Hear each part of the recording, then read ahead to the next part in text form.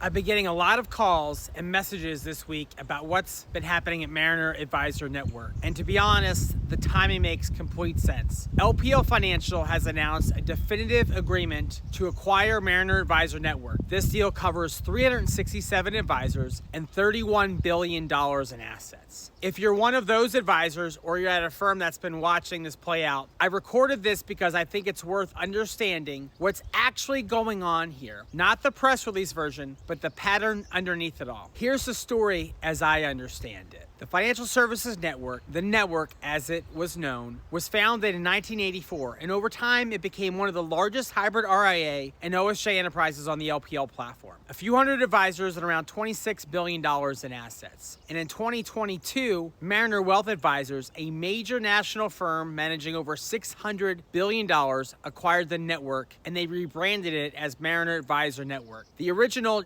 second-gen principles stayed on. The stated plan was to expand the platform, grow through acquisitions, and bring more support to independent advisors that were on the LPL platform. That was less than 4 years ago. And fast forward till November 2025, LPL acquires a minority stake in Private Advisor Group, one of the largest hybrid RIAs and OSJ platforms on LPL's own network, with nearly 800 advisors and over $40 billion in assets. And now, April 2026, LPL acquires Mariner Advisor Network outright. 223 of those advisors go directly to LPL. The remaining 144, the hybrid advisors, moved to Private Advisor Group. So in the span of roughly 3.5 years, these same advisors have had the network, then Mariner, and now either LPL Direct or Private Advisor Group. That's a lot of change for a platform that advisors chose because it felt like a small, well-run, relationship-first driven firm. Now here's what I think was actually happening behind the scenes. And I'll be clear that some of this is my read, my take, not stated fact. When Mariner acquired the network in 2022, I believe the thesis was, we'll use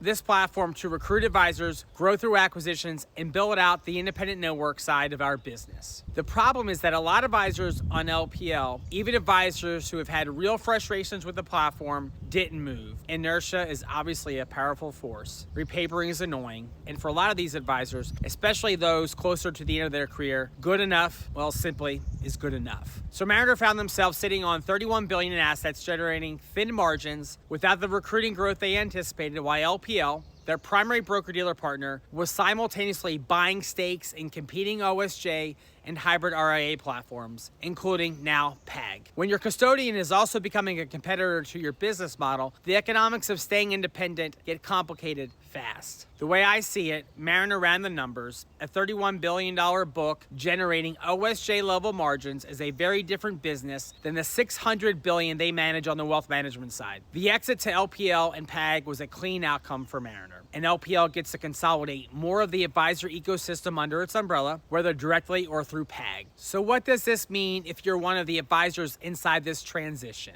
First, your platform is changing again. That may be fine. 223 advisors are staying on LPL Direct, and for a lot of people, that's a reasonable home. 144 are moving to PAG, which is a large, well-established platform. Maybe the transition is smooth and life is good. That's a real possibility. But here's the question I'd be asking if I were in your shoes. Is this the last change, or is this one more step in a longer consolidation story? PAG now is LPL's a minority owner. LPL has been systematically acquiring stakes in or outright purchasing the largest OSJ and hybrid platforms on its network. The direction of that trend is pretty clear. I'm not saying that's bad, but I'd want to understand it fully before I assume my new home was my final home. The advisors who navigate these transitions best are the ones who evaluate their options from a position of strength before the change is announced, not after. If you're already inside the transition, you're in a different negotiating position than an advisor who saw it coming and prepared. The advisors who wait until something forces the conversation tend to have fewer options. Not no options, fewer. If you're a Mariner advisor or you're at a similar platform and you're watching this thinking, this sounds familiar, I'm not here to tell you what to do. I'm here to tell you that a conversation about your options